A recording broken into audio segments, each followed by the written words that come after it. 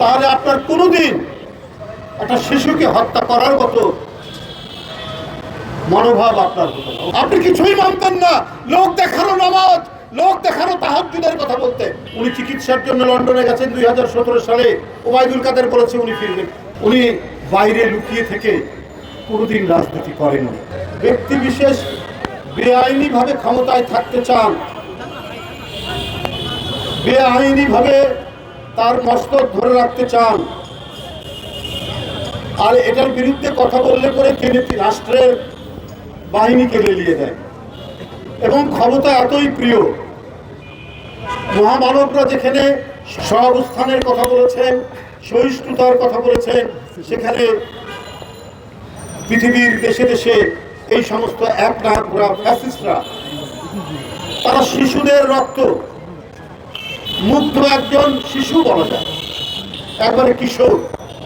Abu Saeed honours 3rd ইয়ারে পড়ে, আহনাফ ইন্টারমিডিয়েটে পড়ে,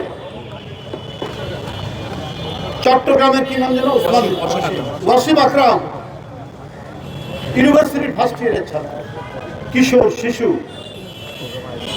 সারা বাংলাদেশে 1,500-এর মতো এই বাচ্চা শিশু কিশোরদের রক্ত ঝরিয়েও ক্ষমতায় থাকতে চান শেখ হাসিনা। তাহলে উনি উনার চামচারা বলে বেড়াতো উনি নাকি তাহাজ্জুদের নামাজ পড়তেন। নিজেও বলেছে তাহাজ্জুদের নামাজ পড়েন।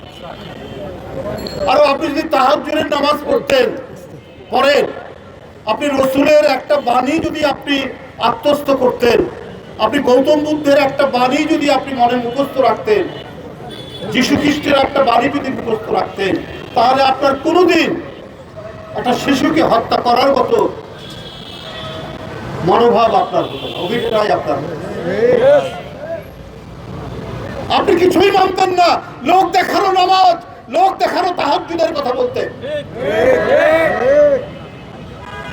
এটাকে ইসলামের পরিভাষায় বলা হয় মুনাফিকি। এই মুনাফিকি করে রাজনীতি করতে চান, করেছে। আপনারা জানেন, অথচ এই দেশেই আরেকজন নেত্রী উনি বলেছেন যে এরশাদ জোর করে ক্ষমতা নিয়েছে, আমি নির্বাচন করব না তার অধীনে। উনি করেননি। এই যে পার্থক্য, এটা জনগণ সবসময় দেখেছে এবং তার প্রতি তাদের অঢেল শ্রদ্ধা তারা দেখিয়েছে। কত কথা বলেছে। উনি চিকিৎসার জন্য লন্ডনে গেছেন 2017 সালে। ওবায়দুল কাদের বলেছে উনি ফিরবেন।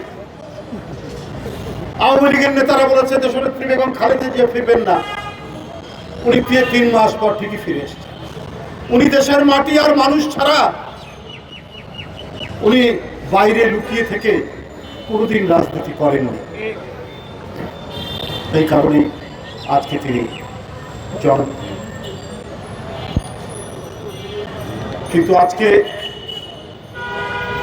এই যে ফ্যাসিবাদের যে উত্থান এবং তাদের যে পলায়ন, এই পলায়ন এর মধ্যে যে অন্তর্বর্তী সরকার পলায়নের পর যে হলো, মানুষ তো তাদের কাছে অনেক প্রত্যাশা করেছে। তারা সংস্কারের কথা বলেছে, সে সংস্কারও মেনে নিয়েছে যে একটা নির্দিষ্ট সময়ের মধ্যে আপনার করে নির্বাচন নেই। বিএনপির পক্ষ থেকে বলা হয়েছে, আরও অনেকে বলেছে, এমনকি বিভিন্ন সাংস্কৃতিক সংগঠনও কিন্তু এই কথাগুলো বলেছে। আজকেও আমি পেপারে দেখলাম কবিতা পরিষদ নাকি তারাও দ্রুত নির্বাচনের কথা বলেছে।